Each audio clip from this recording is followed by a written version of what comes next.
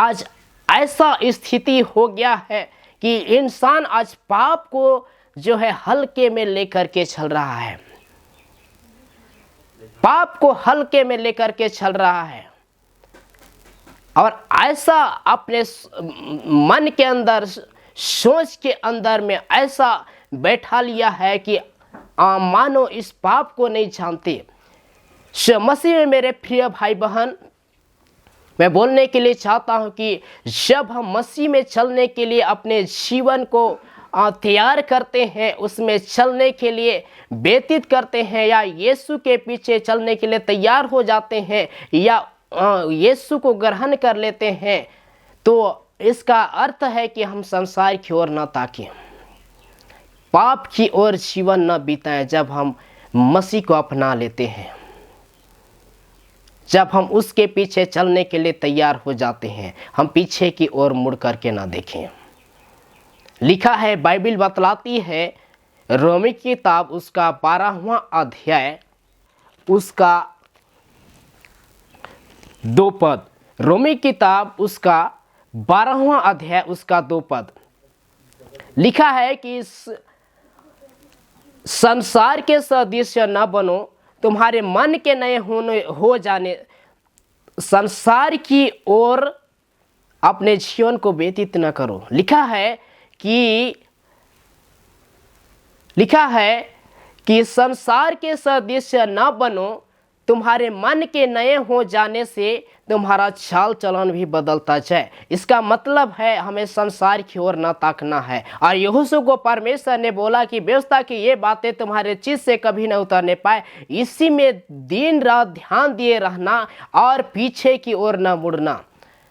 आपको पता होगा, जब एलिय्याह को परमेश्वर ने चुना,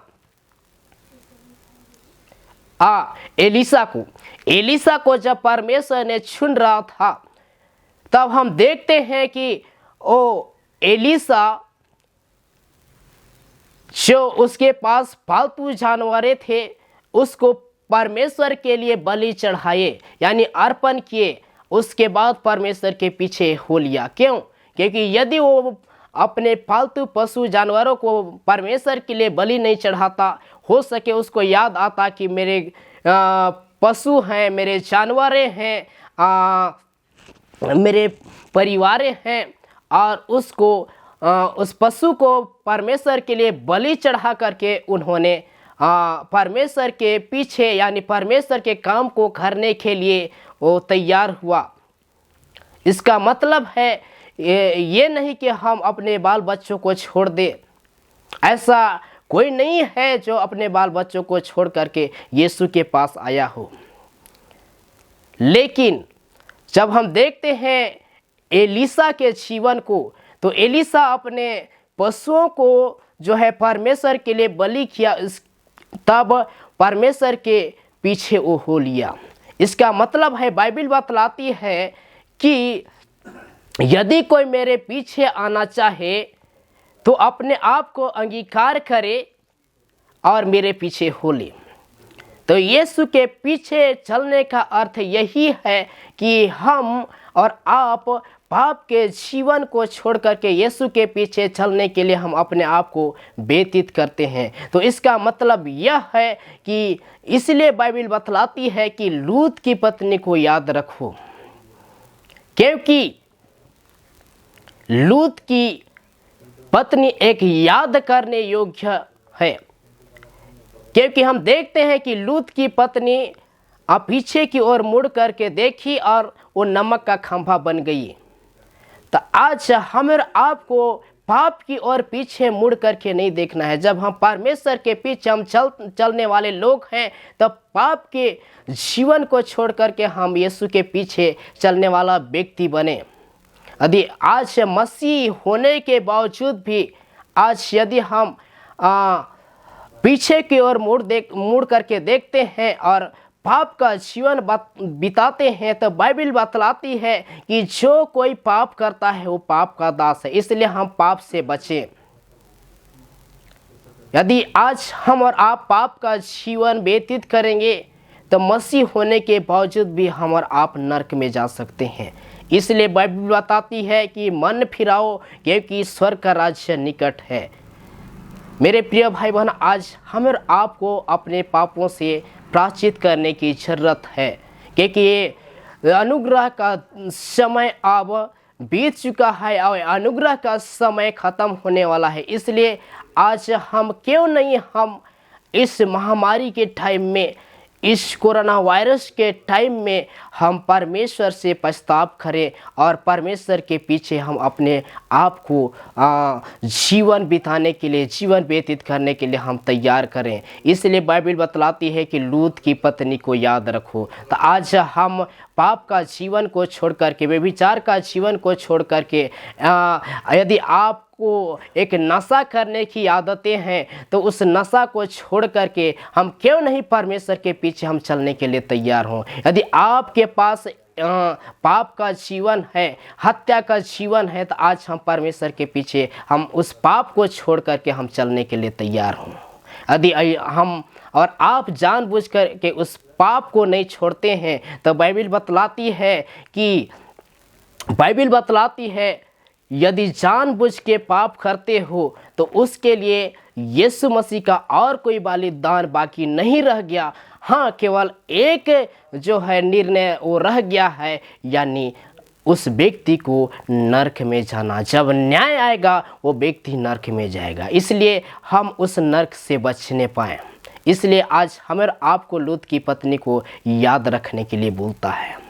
और एक बात को मैं बोलने के लिए चाहता हूँ कि परमेश्वर बोलता है बीते हुए बातों को छोड़ दो, बीते हुए बातों को भूल करके जो परमेश्वर का काम जो है करना है उसको हम याद रखें। और जो परमेश्वर ने आपके जीवन में काम किया उस काम को याद करने की ज़रूरत है।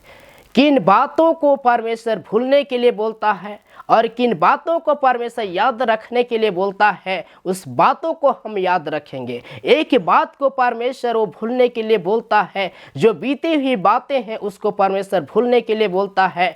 और जो परमेश्वर आपके जीवन और हमारे जीवन में जो काम किया है उस कामों को परमेश्वर बोलता है कि यहोवा के किए हुए उपकारों को न भूलना।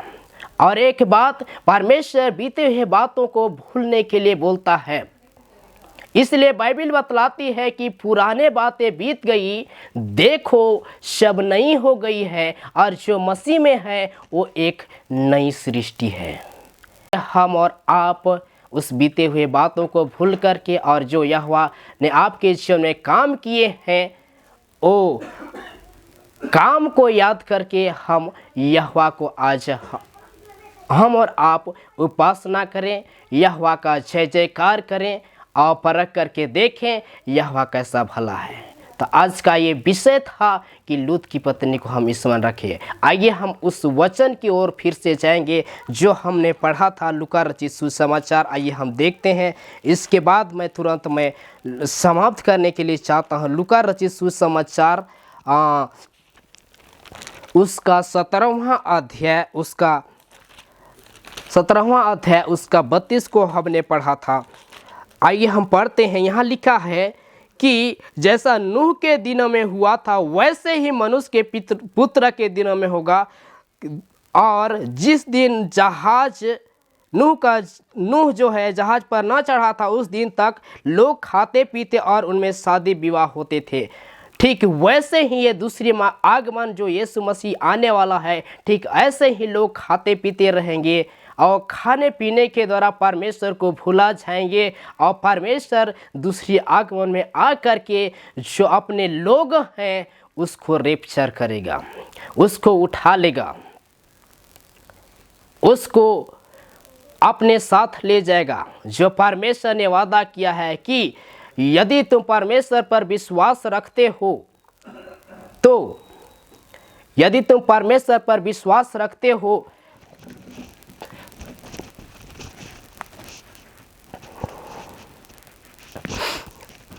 यदि तुम परमेश्वर पर विश्वास रखते हो तो मुझ पर भी विश्वास रखो। और मैं जगह तैयार करने के लिए गया हूं तो मैं तुम्हें लेने के लिए आऊँगा, वो बोला। और जैसे नूह के दिनों में हुआ था ठीक वैसे ही मनुष्य के पुत्र यानी यीशु मसीह के दिन में भी होगा। लोग खाते पीते रहेंगे, मौज मस्ती करते रहेंगे।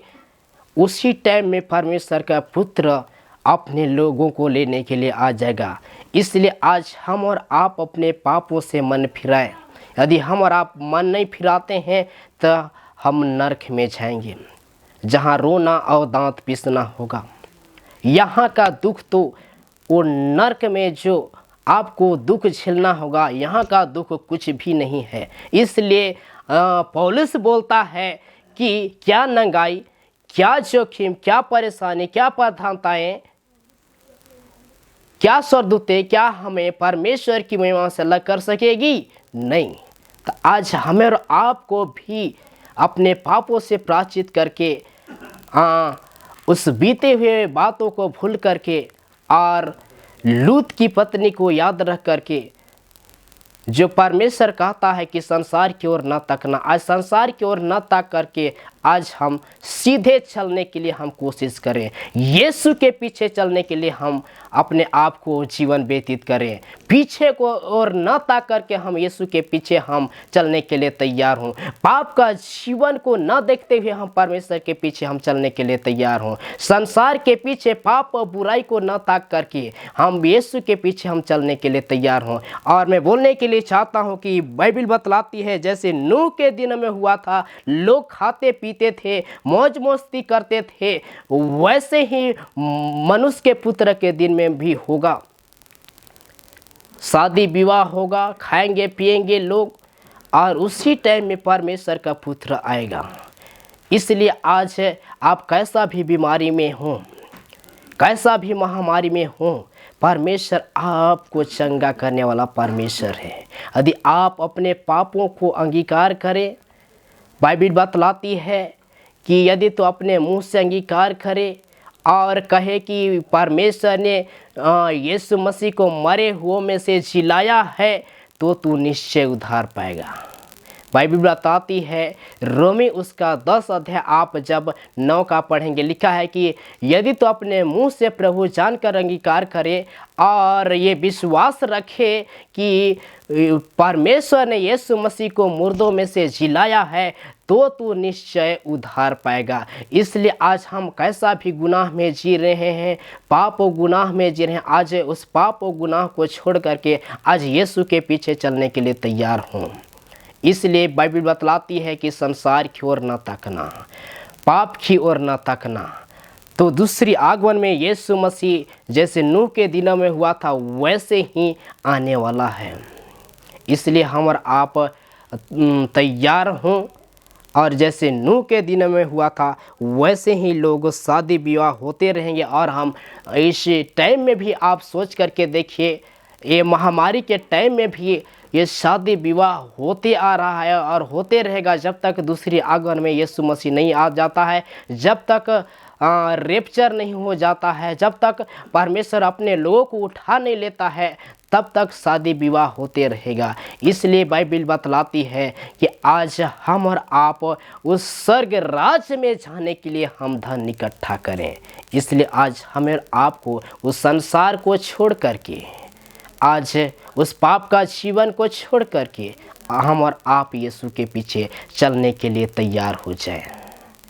परमेश्वर हमें और आपको यही चाहता है कि हम पाप का जीवन को छोड़ करके यीशु के पीछे चलने के लिए तैयार हों। आज आपके पास कैसा भी पाप हो, चाहे वो लाल रंग के हो, चाहे पीले रंग के हो, परमेश्वर आपके पापों को धो करके शुद्ध पवित्र करके आपको चंगा रखने की ताकत रखता है, आपको चंगा रखने की ताकत रखता है।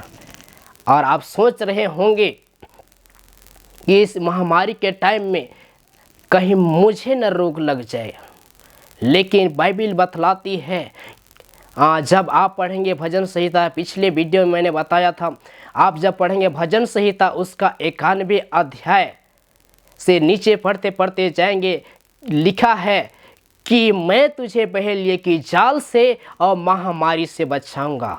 और बाइबल बतलाते हैं कि तेरे निकट 1000 की मृत्यु होगी उस महामारी से, तेरे निकट 10,000 गिरेंगे उस महामारी से, लेकिन बाइबिल बतलाती है कि यदि तू विश्वास रखेगा वो बीमारी, वो रोग तुझ पर न आएगी, क्योंकि परमेश्वर के लोगों को परमेश्वर अपने वचन के द्वारा संभाल करके रखता है। और ऐसा रोग नहीं है जो परमेश्वर के लोगों को छू सके। यदि आपके पास पाप का जीवन है तो डरिए, आपके पास पाप का जीवन है तो डरना होगा। यदि आपके पास मसीह जीवन होने के बावजूद ही पाप है तो बीमारी छू सकती है, लेकिन आपके जने पाप नहीं है तो कोई भी बीमारी आपको छू नहीं सकती है, क्योंकि बाइबिल बतलाती है कि यीशु मसीह का जो है सब रोगों से जान और पहचान है। इसलिए यीशु मसीह ने हर एक बीमारियों को उसने छंगा किया। तो एक महामारी ही एक ऐसा क्या रोग है जो आपको उस मृत्यु तक ले जा सकती है। इसलिए आज हम और आप जब यीशु के पीछे हम चलने के लिए तैयार हुए हैं, हम आज उस पाप का जीवन को छोड़ करके हम यीशु के पीछे चलने के लिए तैयार हो जाएं, उस यीशु के पीछे चलने के लिए तैयार हो जाए। इसलिए मेरे प्रिय भाई बहन, आज मैं बोलने के लिए चाहता हूं कि आज उस पाप को जीवन को छोड़ करके यीशु के पीछे चलने के लिए तैयार होइए। यीशु के पीछे चलने के लिए हम और आप तैयार हों और इसके पीछे चलें तो परमेश्वर आपको अवश्य ही आशीष देगा। सो ये वीडियो का विषय था कि लूत की पत्नी को स्मरण रखो। आज हमें संसार की ओर न तकना है, जैसे लूत की पत्नी किया, जैसे पाप और बुराई को मुड़ करके देखा, जैसे पिछले का जीवन को उसने देखा। आज हमें और आपको जब मसीह का जीवन में चले आते हैं, मसीह जीवन हम बिताना शुरू करते हैं, हम पाप की ओर अपने जीवन को व्यतीत न करें। इसलिए बाइबिल बतलाती है कि जो कोई जानबूझ के पाप करता है उसके लिए यीशु मसीह और नहीं मरेगा। हाँ, उसके लिए एक निर्णय बाकी है, वो नरक का कुंड। इसलिए हम और आप नरक से बचें। सो इस वचन के द्वारा परमेश्वर आप सबों को आशीष दे। सो दोस्तों, जय मसीह की। सो अगले वीडियो में फिर मिलते हैं, तब तक के लिए धन्यवाद। जय मसीह की।